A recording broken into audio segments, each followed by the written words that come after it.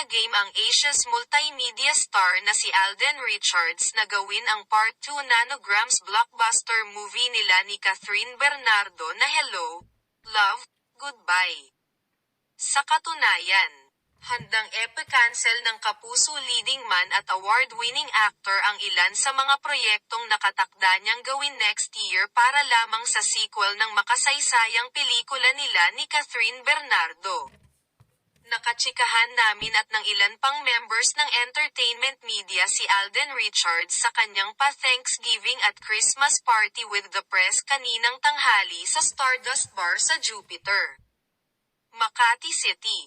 Dito nga siya natanong tungkol sa request ng mga fans nila ni Catherine Bernardo na sana'y gawin na ng Star Cinema ang Part 2 Nanograms, Hello, Love, Goodbye, na itinuturing na highest-grossing Filipino film of all time sa Philippine cinema.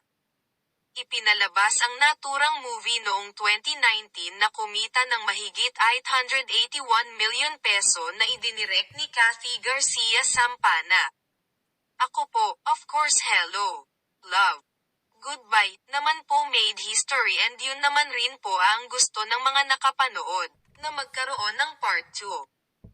Ako po, ready naman ako anytime and yun din naman ang sinabi ko kay Direk Cathy. Sabi ko, Direk, kapag gumawa kayo ng Part 2 ikaka-cancel ko muna lahat ng schedule ko, paniniguro ni Alden Richards. But then again, that's really up to Star Cinema kasi sila naman yung producer and they own the rights of the movie. Aniya pa. Natanong din si Alden Richards kung may possibility pa na magsama sila ng dati niyang ka-love team na si Maine Mendoza sa isang bonggang project. Parang si Maine po kasi ngayon.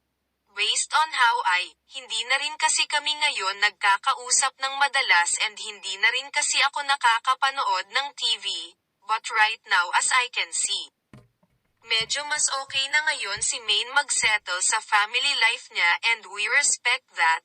Ako nire-respeto ko yun. Marespetong pahayag ng kapuso star. Binati rin daw niya si Maine nung kasal nito kay Congressman Arjo Ataide. Yes, I did. Opo.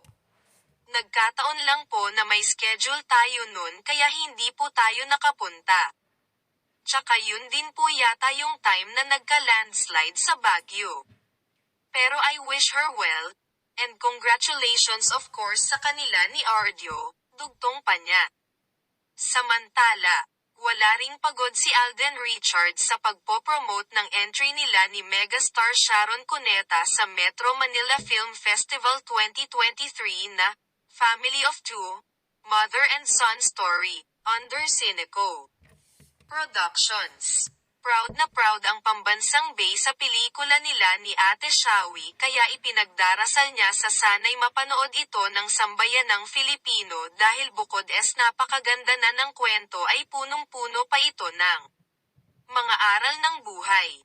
Sigurado kaming malakas ang magiging laban ni Alden Richards sa pagka-Best Actor sa darating na MMFF 2023 Gabi ng Parangal dahil sa ipinamalas niyang acting sa Family of Two na idinirect ni Noel Naval. Showing na ang Family of Two sa mga sinehan nationwide simula sa December 25, kasama rin sa movie sina Miles Ocampo, Pepe Herrera, Jackie Lu Blanco, Tonton Gutierrez at marami pang iba.